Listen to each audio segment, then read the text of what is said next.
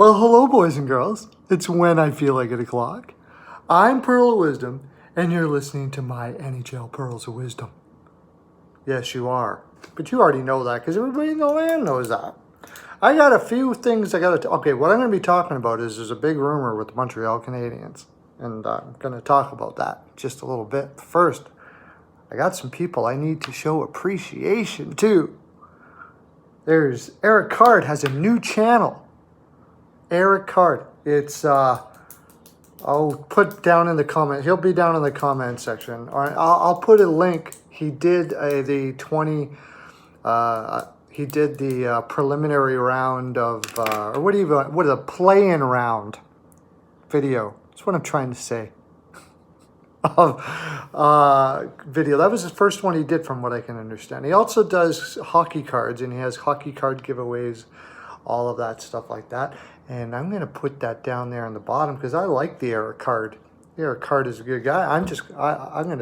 I got a whole bunch of pearls for all of you. I got, for all the people I'm going to mention here, I got Helen to grind them all up for me. And Helen, the pearls for John Michael and Jeremy Miller and Christian Anderson and Eric Card. Could you get those? Go down to the pearl room there and bring them over to me. Well, yeah, now because I'm doing the video now. I didn't tell you. I didn't think he had anything. Never mind. Just go do it. Okay. Okay. So we're going to be doing that a little later. That'll be fun. Anyways, I just mentioned several of them. Christian Anderson talked about the Buffalo Sabres, and the last video I did, you can go check that out. I'll put that in the comment section too. Talked about the Calgary Flames, and I had the Calgary Flames. When I started doing this, you know, get out the pen of magic. I had the Calgary Flames trading Gaudreau to the Buffalo Sabres, and they were giving up their first-round pick. And Christian Anderson said, "I have not heard a rumor of such thing." It's because I made it up. Well, no, not really. The truth is, it does look possible that Gaudreau could be going. Yes, usually I find anyways that teams that are going to, if they trade the first-round pick, that end up trading their first-round pick, especially a high first-round pick, don't go talking about it too much until the actual draft, until it happens. It's happened a few times. Vancouver traded... Schneider got a first-round pick for Schneider from New Jersey, and selected Horvat, and nobody thought that New Jersey was going to give up that pick. I don't remember a time when a team traded their a high first-round pick where there was rumors of it happening before it happened. They may have known, but they generally just don't let that out there. It's not information, because if you change your mind, it looks really bad. Like, oh, we could have traded this guy, but we didn't. You know what I mean? It's just not a very good energy to bring a big prospect into your room with. So they generally keep it pretty quiet. Jeremy Miller and John Michael also did some talking down there in the comment section. I love you guys for that. So I want to get into this, okay? Now the rumor. The rumor is Montreal Canadiens are going after Torrey Krug of the Boston Bruins, which it does make some sense. Here's the thing. My personal opinion is there's a whole bunch of stuff we can get from this rumor. And this is a strong rumor. Comes from Top Shelf Hockey, who, fantastic. I love him. I watch it all the time because he's got the writers from The Athletic, a lot of writers. The Athletic, you got to pay for it to get it, but it's worth it. Check it out. And all the big, well-known insiders, you can watch that channel and he'll tell you like what all these guys are saying. So I just promote him rather than all the other guys there. And so it comes from Top Shelf. He's usually pretty solid. So if that's kind of getting out there like that, there probably is some validity to it. However, I just can't see Boston letting Torrey go. And I imagine this is probably some sort of kind of lean for the Krug camp to get the number up as high as possible. And I think they have a lot of, they got a lot of leverage. Boston doesn't really have that type of player. The only one that maybe is Matt Grzelcyk but he's nowhere near the skill of Krug for being able to get the puck out of the zone and create offense and first power play guy and all that kind of stuff like that. Charlie McAvoy's point production actually kind of decreased last year. So Brandon Carlo, all of these guys, Jeremy Lauzon, they're defensive guys. Most of their prospects are defensive guys. Torrey Krug is something they just don't have. I really think that they're going to sign him. And it's going to be a long contract. And this is just a way for the Krug camp to get max dollars. Montreal is going to be interested. So let's go to Montreal, shall we? I'm going to go to Montreal right now. So Montreal really, okay, here's the thing. A lot of people are going to like Montreal rebuild. And you know what? I've been in that camp for a long time myself. I think the Canadians probably should rebuild somewhere along the line here. Probably already haven't, or already should have been rebuilding. It seems like ownership doesn't want to do that. As a general manager, and Bergevin really gets a lot of shit for this because it appears that management just refuses to rebuild. And usually that's an ownership thing, not a management thing. So, okay, we're not rebuilding then. Owner said, we're not doing a rebuild. I don't want to rebuild. I don't want to do anything. Let's look at it. People, from what I've understand, what I've heard from other YouTubers out there, and some very good ones at that, is, Montreal is in a horrible position. But when you take a look at it, is it really as bad as you think? This year, they've got their first pick, which is going to be, top 10-ish, somewhere around there by the looks of it. They've also got 3 second-round picks, 2 thirds, and 3 fourths. So they're going to be putting a lot of prospects in there, assuming they pick guys and they develop them properly. To me, that's the biggest problem with Montreal. They have a guy, Stewart, there, who's the head of scouting and everything. Should have been gone a long time ago. Hasn't brought in a guy, one of their first round picks for like ages, since, like a long time. We did a video there with Off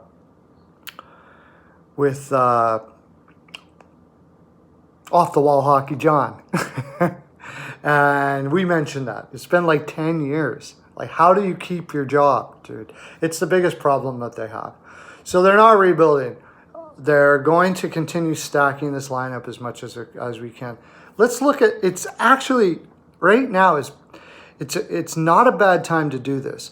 One of the reasons is we're coming into an expansion season, and there's going to be, teams have to protect 7 forwards and 3 defensemen. So there's going to be forwards and defensemen, especially at this trade deadline, available from teams that are out of the playoffs, especially, and maybe even leading up to the draft, because they're going to either either the expansion team is going to take him, or they're afraid they're going to take him, or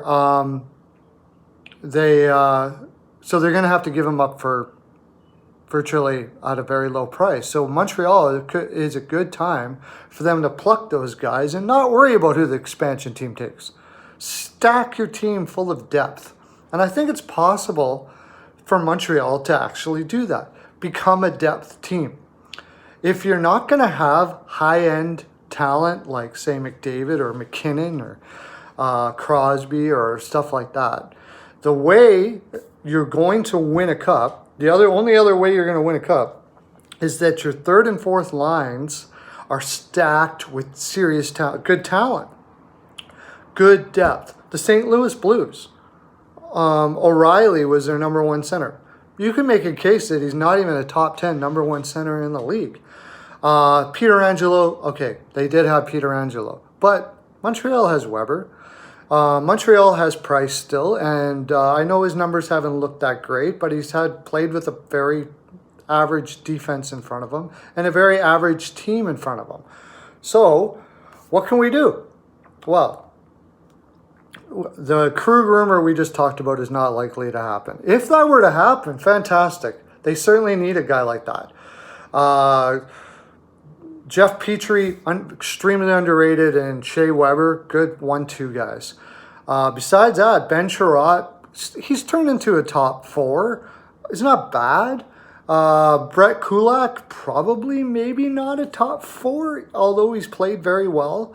And then you got Christian Folin and Xavier Ouellet with the possibility of Victor Mete coming back, who has been here nor there.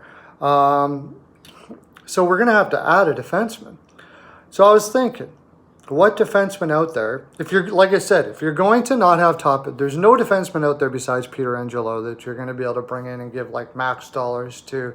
So you've got a true number one. Shea Weber still at 34 is a true number one. Petrie, you can make a case as a number 2. Not one of the best number 2s out there, but strong.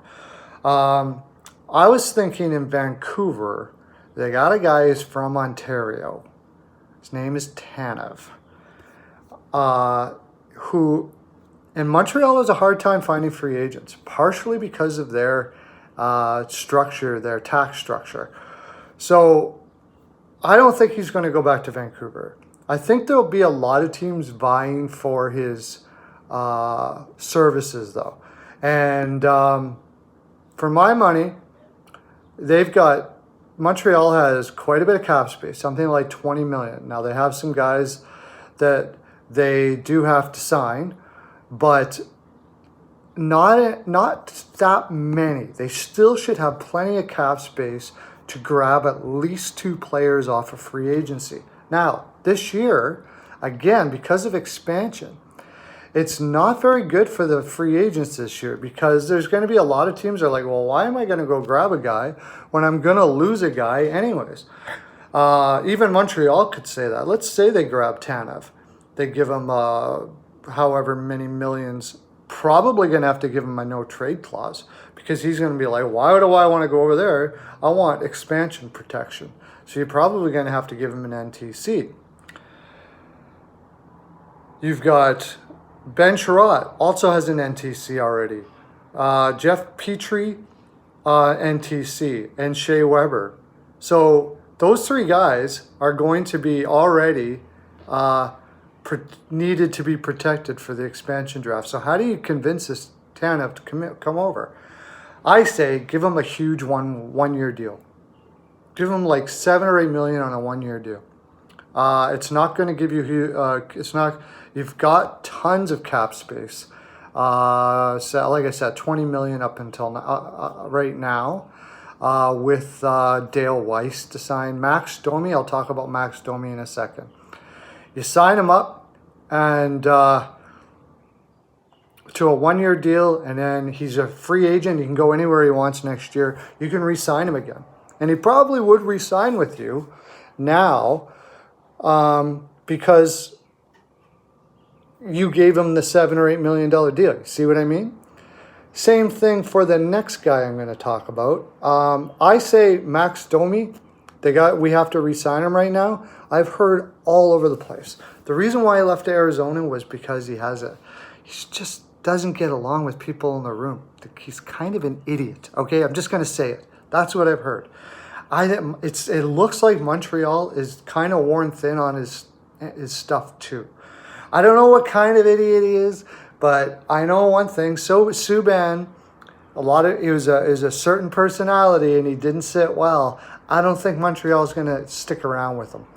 I think they're going to trade Max Domi off, and I thought of a team that you could do that to, a team that has tons of veterans that can work with a kid like this, and also needs offense. That being the Dallas Stars. The Dallas Stars could need offense desperately. They need young players desperately. I think they might bite. And they have a guy who's a restricted free agent right now on defense that I don't think they're interested in signing, that I think they'd allow to come back. And his name is Alexiak. He's a 5'6" guy who's going to need to be re-signed. You can sign him to a $3 to $4 million deal. He'd be happy to resign even if he does go to the expansion team afterwards. He'll just want to get as much money as possible. I like it. So you're looking at a defense, assuming we can bring Tanev here, that's got Weber, Petrie, Sherratt, Kulak, Alexiak, and Tanev. The great thing about this, you don't have a huge superstar lineup here, but you've got a big defense that can play in front of Carey Price. You know, Julian can work with this kind of a defense. Maybe not the best skaters in the world. Okay, you're gonna have to play a certain style, crease clearing, kind of old school style. But I think Carey Price can work with that. Most of these guys can move the puck out not bad. Ben Sherratt is an underrated puck mover. Jeff Petrie's a good puck mover. Shea Weber's a good puck mover. You just brought in Alexiak to clear the crease. And Tanev is a good puck mover. They're not what you call pure offensive defensemen, but they're good. They can get the puck out of the zone. I don't mind this defense, really, if we go from this direction. So now, what are we going to do to fill in Max Domi's spot? The guy I like that's a good possibility here played for Ottawa. I'm just thinking that he might want to come back to this area. He's also from, I believe, his name is Hoffman. You might have heard of him. Had a terrible thing going on there with Carlson. I don't know what happened. Got booted out of Ottawa. Is now in Florida, and Florida is saying, we're saving money there. Oh, it does not look good in Florida right now.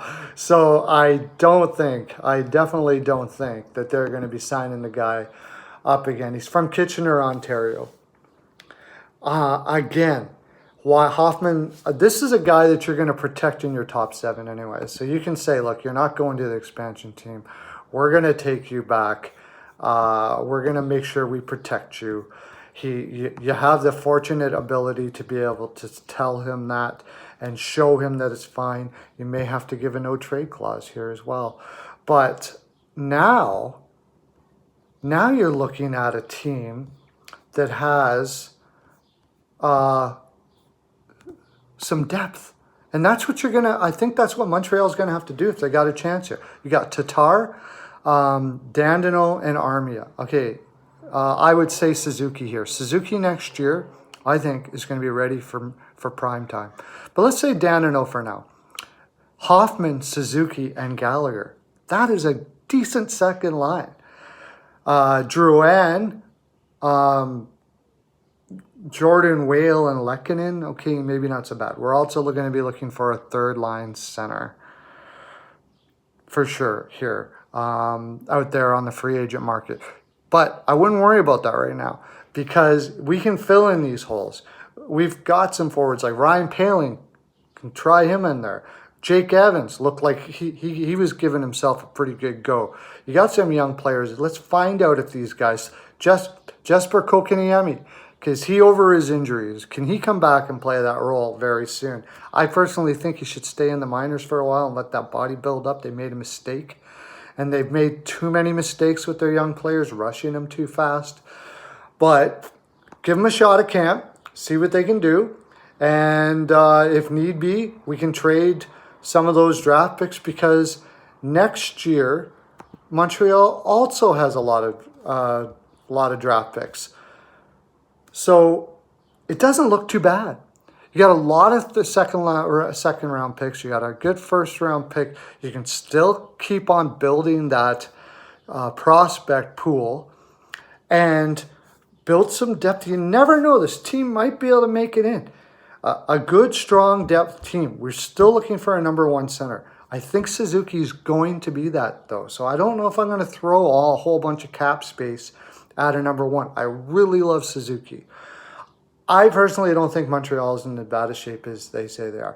would I take, if we could give Torrey Krug $8 million a year for the next 7 years for him to come here, would I do it? I think, yeah. I mean, they don't have anything like that. It's something they're going to be looking for down the road here. They're going to keep on needing that power play specialist to go with to play with Shea Weber forever, how long his legs can keep on going. But as a whole, I don't mind. I understand the rumor. I really do. I do think that Krug, though, if he's going to do anything, is probably going to go to the Detroit Red Wings. He's from the area. And if he does that, if he just wants to go home, there's not much Boston can do. But if he doesn't go there, I don't see him going anywhere because I think Boston will pay him the money. So, okay, thank you, Helen. Helen has brought the pearls here for John McMichael, Jeremy Miller, Christian Anderson, and Eric Card. Eric Card, this is for all of you. They know where they're going. Eric Card's new channel, pearls, for you.